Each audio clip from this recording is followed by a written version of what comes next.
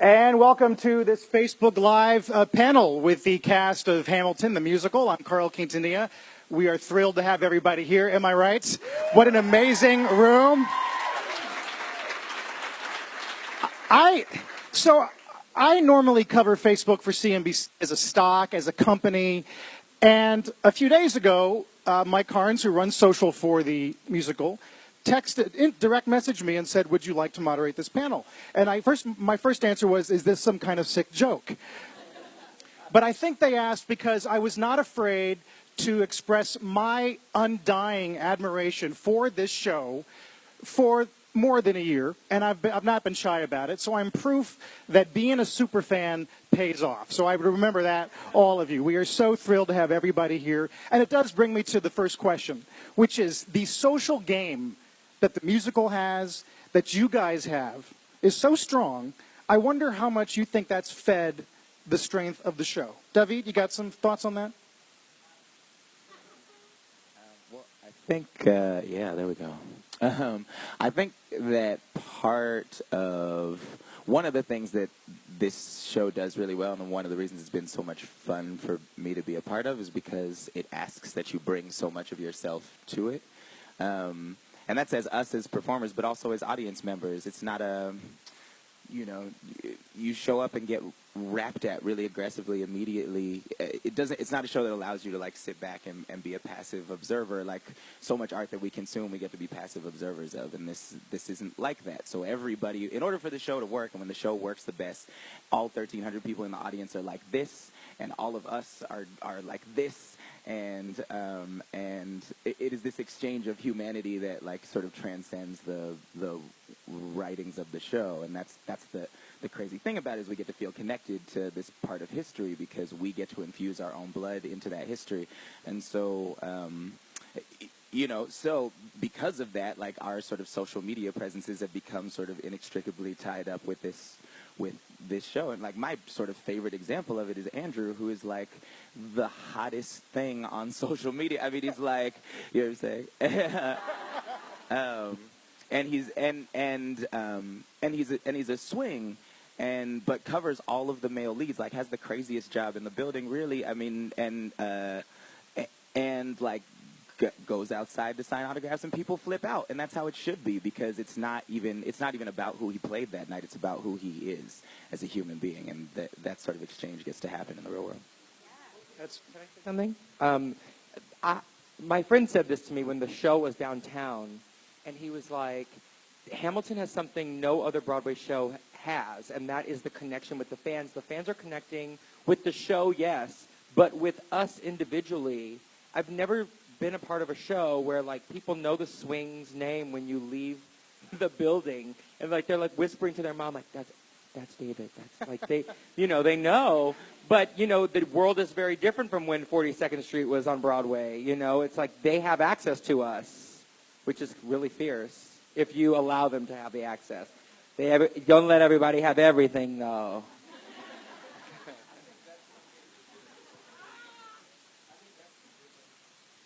Is the only difference between like a Rent and a Hamilton.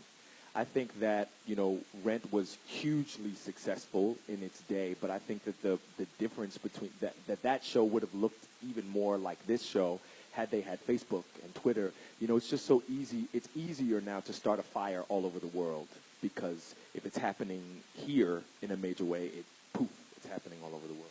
But it has to be genuine, right? I mean, and the fans' response has to be genuine. David, I'm thinking about how you've used it on Instagram and Facebook and others to show how your creative process started before we even knew the cast's names. Hello? Oh, hey. Technology. I have like this weird thing where I get to be a super fan. I get to be literally like in the room where it happens, and I can do the thing that I think everyone wants to do, which is watch the thing to come together. My social platform is to really give a voice to the voiceless. Like, no one really knows at all the millions of bad ideas that we went through to make the show what it is. And also, you can see our show hundreds of times and never see the moment where, like, Oak is half-dressed. You know what I'm talking about? Yeah, you know that moment? And you know, any of that stuff. So like these quiet moments in tech rehearsal or these other moments, like I feel like I'm so honored to be part of the thing, but also give this voice to the voiceless. I remember seeing the making of Michael Jackson's Thriller video and being like, it blew my mind more than like in a way the video. And so I kind of give that voice to people, and I let people see our process, which is a thing you can't see when you get a ticket to the show. One of the finest things I saw, Stephanie, was looking at just how one section of dance was put together with Andy. I think it was when Wall Street Journal did a video the other day. I mean, that was amazing. And if you haven't seen it, go back and look, because it really makes clear the physicality involved in just like 30 seconds of dance. Yeah, there are, someone's counted the words, how many words there are in Hamilton. I don't know the number off my head, but Andy Blankenbuehler has created with this incredible cast a dance move to go with almost every single one of them. And what he does in this Wall Street Journal article is he does a video interview. And in the video interview, he explains 2 counts of 8 of the song My Shot and 2 counts of 8, or 4 counts of 8 of Yorktown. And there's something inside of every single movement. And, you know, kind of to segue back to this question that you asked before, like, I remember I was in the Heights and my girlfriend was in Rent, and the fans connected by coming to that stage door. Every day at the stage door, there were, like, people that you saw every single day. And it's funny, with Hamilton, that happens a little bit, but actually the fans are able to connect to us in such a different way. Like, they're on this, so you can find out more from following Leslie on Twitter than you're going to find out about when he walks by into the stage door. And so people are doing that, and the same goes for the content of the show, right? Like, there's so many ways to find out about the choreography, whether it's, you know, like, you know, a cast member who teaches dance, like posting dance videos all the time, or the Wall Street Journal covering Andy and him speaking about his choreography. And so that video, like, I'm getting tagged in it still, like, so many times a day. It's so crazy, because it's the way that things spread. It's like when something sets fire and there's like a little oxygen to that spark, it just, you know, it's you can tell it's information that people want. And that's what's really, that was a really cool experience doing that video. Speaking of information that people want, we got a bunch of questions now that Hamilton's posted on Facebook. So I'll just get through a few of these, and if you like them, play around with them, toss them around, and we'll move on. This is from Grace Lilly. If you got to play a different role for one night, who would you be? Oak? Wow, just coming from. There isn't really a role that I would. There's more like songs. If I can sing songs, or songs I would sing. I would sing the Ish out of Wait For It. I love it. That, and then History Has Its Eyes. Those are like the 2 songs that if I could sing, even if no one was in the room, it's just like me and like Lack playing, because that would be cool to have Lack play. Why not? No. Yeah, that's it for me. Somebody else. Morgan, you want to tackle it? I had the privilege of doing a Ham for Ham, our sort of pre-show for the people that were doing the lottery, of playing Hamilton in My Shot. It's only because Philippa Sue got sick that matinee. She was really supposed to do it, so I took the matinee to learn all these words, which I was like, no pressure, it's fine. But I did that, and it was, I don't know, just seeing like a glimpse of that character and that story. It was kind of a really fun experience, and though it would be very challenging, I think it would be fun to do, you know, sort of like a miscast or gender-blind casting and see what it would bring to the show. Who knows? We talked about the social game. Eduham has been this phenomenon, as is so many of the other hashtags. But maybe one for Carla. What's been your favorite thing about Eduham so far? Oh my gosh. Like, when that theater is full of just high school kids watching this show, the energy is just completely different. And the reactions, like every 5 moments in between every second are just, it's like, huh, oh, huh, hey, oh, huh. Like, that's what it feels like. I don't even know how to explain it. It's like the energy of the reactions of all those kids in that house. It ups it, and it's just like 5,000 times more, not enhancing it, but it's just a completely different feel as it is each and every night, and it's already heightened. So, does that make sense? Yeah, I was. It does to me. On Leslie's point, can you imagine if Rent had Eduham? I mean, that would have been sick to go to. Yeah, Edu-Rent. Ricardo, your Eduham, thoughts on it, or what's it like talk about raising a new generation of theater lovers? it makes me very nostalgic for times when I was in school and I was that like unruly high school kid that someone was like sex and I was like ooh, and so to have that karma come back to me while I'm on stage and trying to like do what I'm trying to do is something really special. But beyond that, I do feel like they're actually learning something, and something about Hamilton that is so profound to me is that anyone can see it, and it'll speak to anyone, any age, any race, socioeconomic background, just anyone. There's something a little bit for everyone there, and so it's not just an excuse for a field trip that day. Like, these kids are actually learning, and they're taking it with them, and it sticks with them. It's not just like a day thing, and they got an excuse to get out of school. They're actually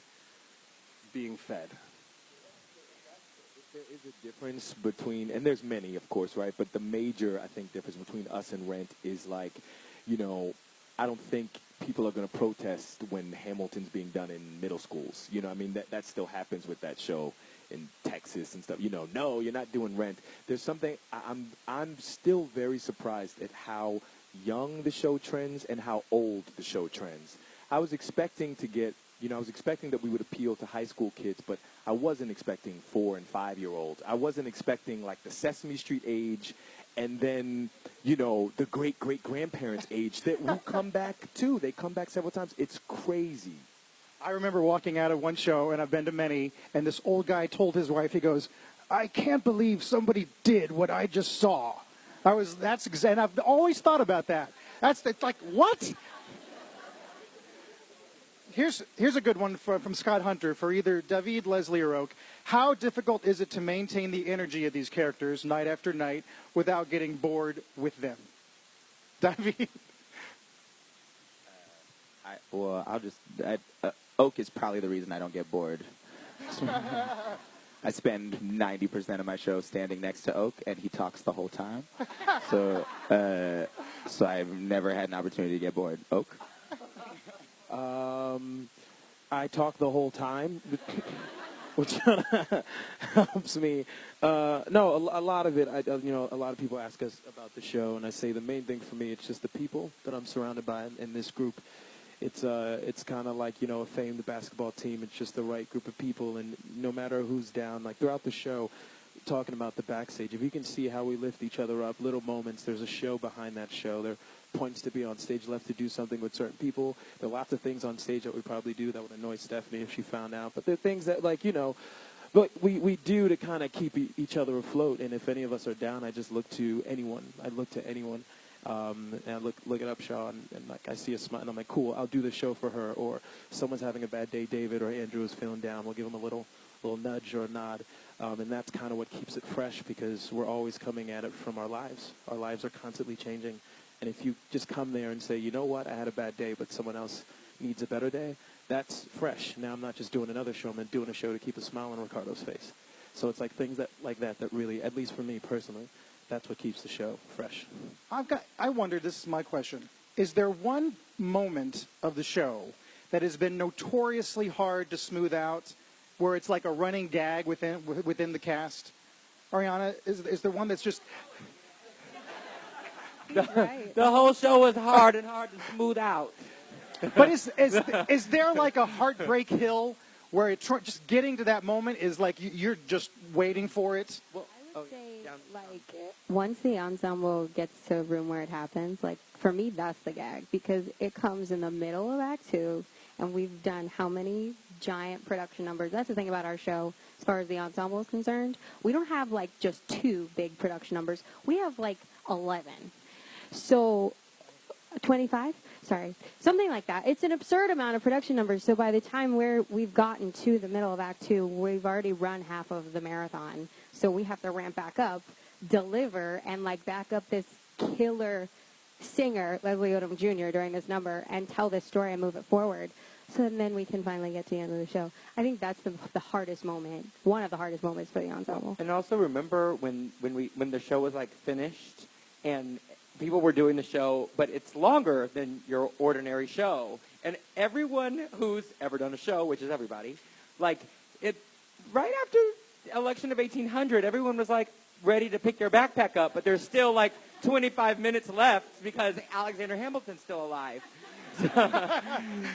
So that was something that I feel like everyone like with a contract struggled with, because it was like, we ready to go home, but there's still a rum pa da bum bum bum Leslie Odom.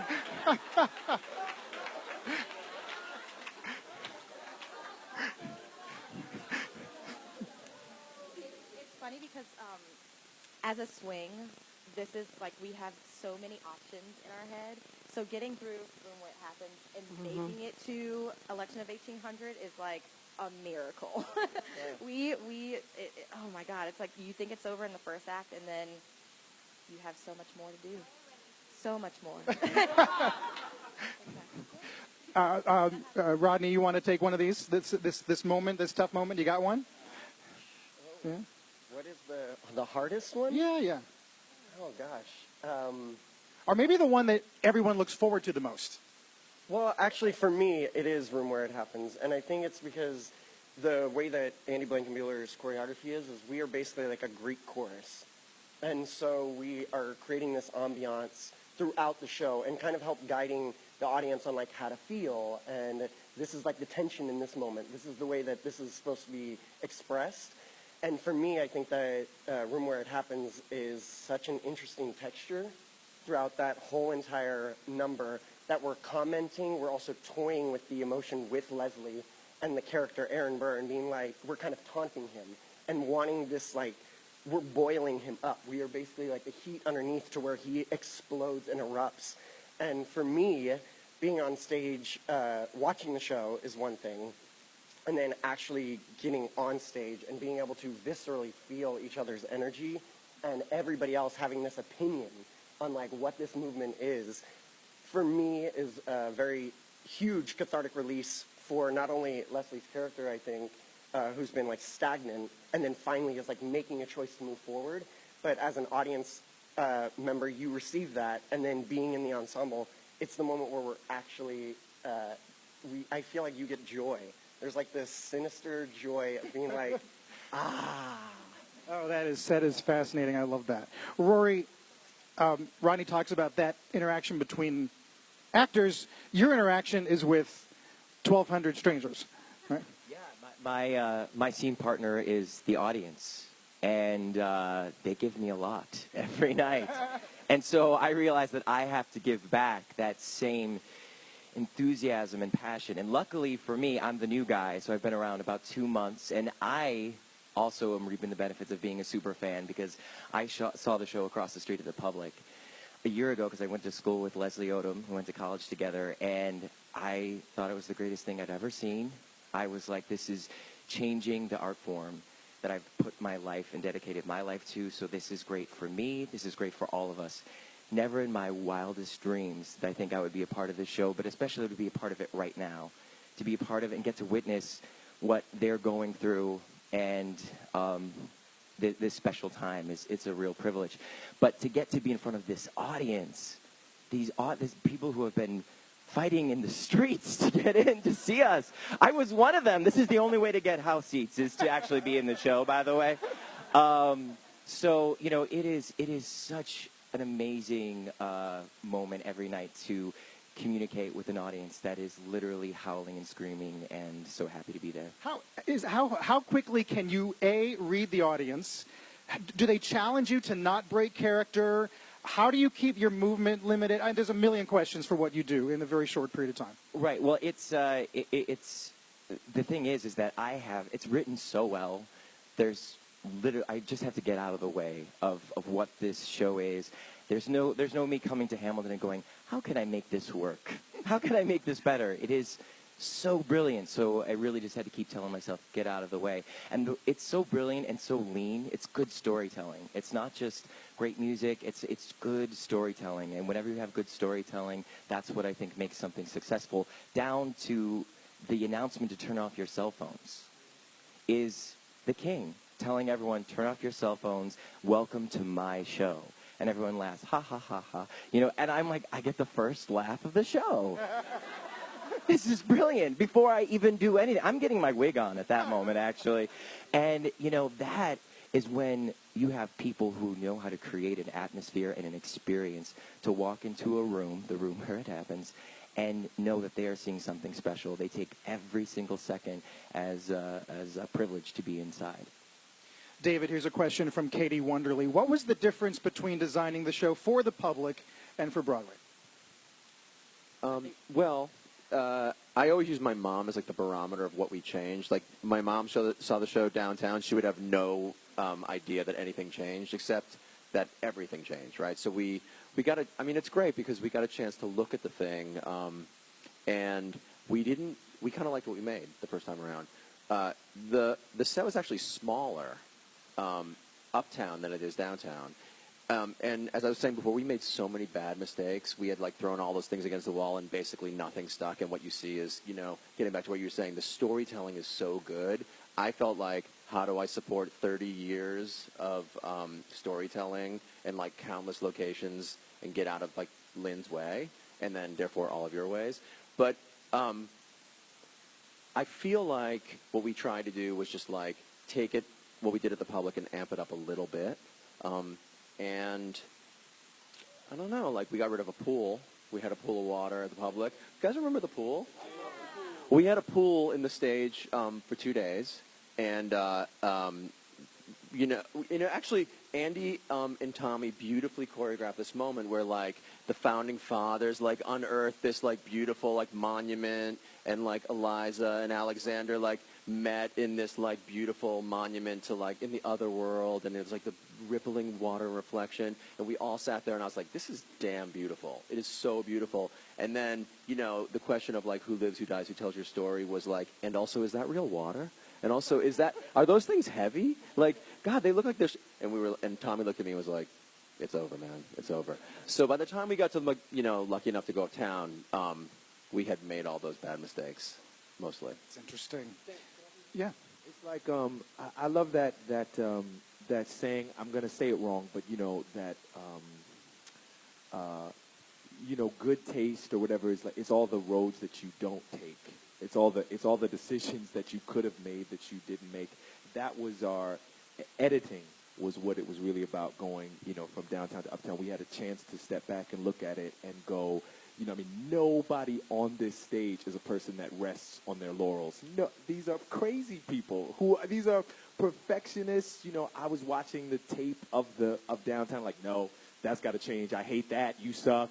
And, you know, that's what, it was just editing. And you know, like we were told, run uptown. Like, run uptown, close the show and run uptown. And everyone was like, the show's perfect. It's amazing. The amount of work that we did on the script, on the performances. I mean, as I said, like, I'm kind of a super fan, too. Like, these guys are my heroes. It's part of why I take those pictures, kind of to document that time and make it like a time capsule. Like, that was the real moment of time. But the amount of work that was done, you know, with the text, the choreography, the design, all of the costumes, I think, were rebuilt. Everything was, like, nipped and tucked and, like, refined so perfectly. Those 5 months or whatever we took, I think, allowed us to just buckle down and make a thing that we were incredibly proud of. You know, not just good, but, like, excellent. Yeah, that shows. I want to get David and Sydney and Greg here. Here's a question from Bianca Galindo. You are role models for many minority young people pursuing careers in the performing arts. When you were teenagers, who were your role models? Did?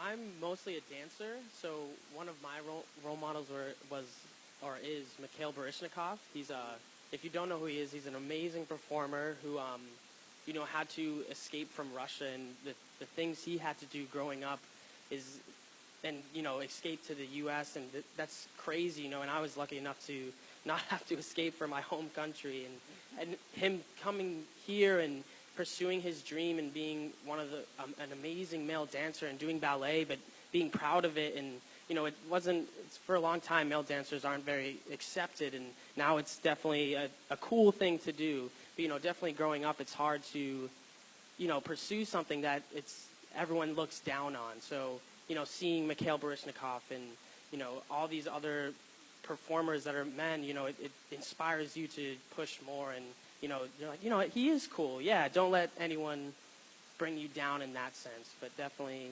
Mikhail Baryshnikov.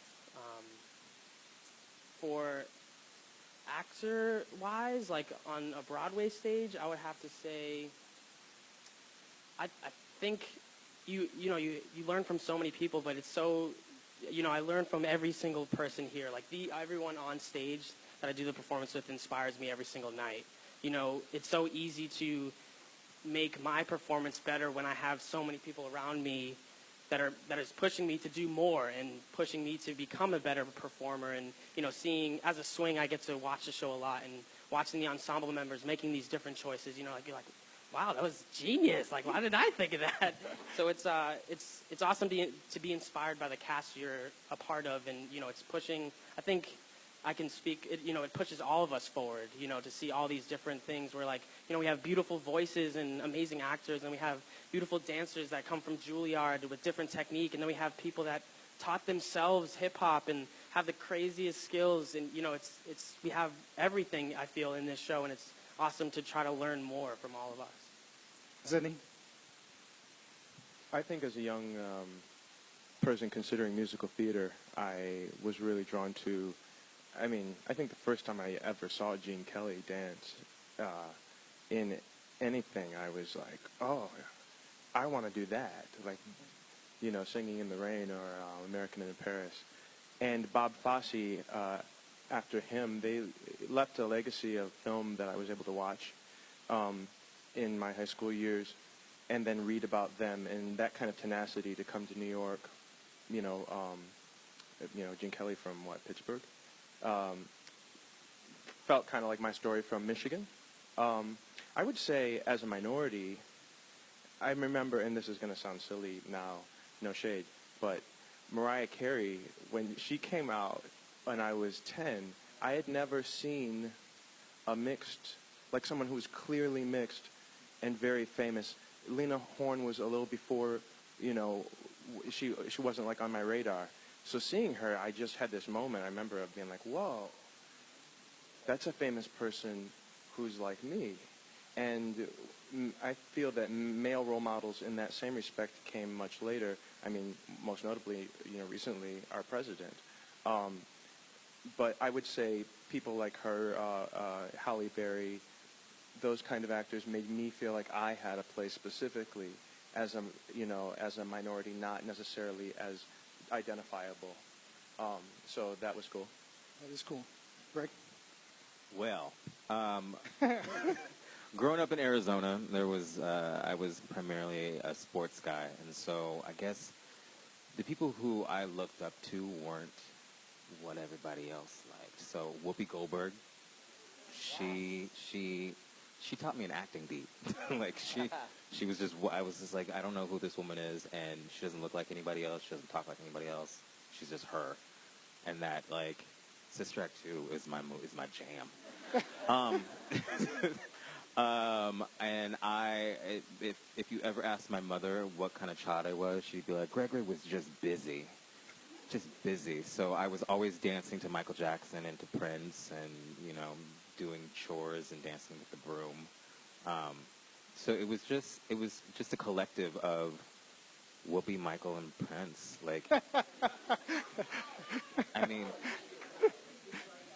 Hashtag, yeah. We've got to wrap it up. I'm going to throw out some last-minute questions. Just throw out answers. Who's up for a film version? Everybody? Everybody. That's unanimous? Okay, good. Who's most likely to forget a line? Me. Like Glenn. Of course, he's not here to defend himself. I was going to say David, but... Who is most shy off stage? This is all. No one. Most likely to fall on or off the stage. I was going to say. Most likely to be listening to the soundtrack outside of the theater. I think I'd take that. Most fashionable. Oh, good one. Gregory. Oh, say. What you won't do is leave me out. And finally, best laugh. Who has the best? You guys. You know, we got to go. I'm being told to go. But you guys spend so much time thanking fans.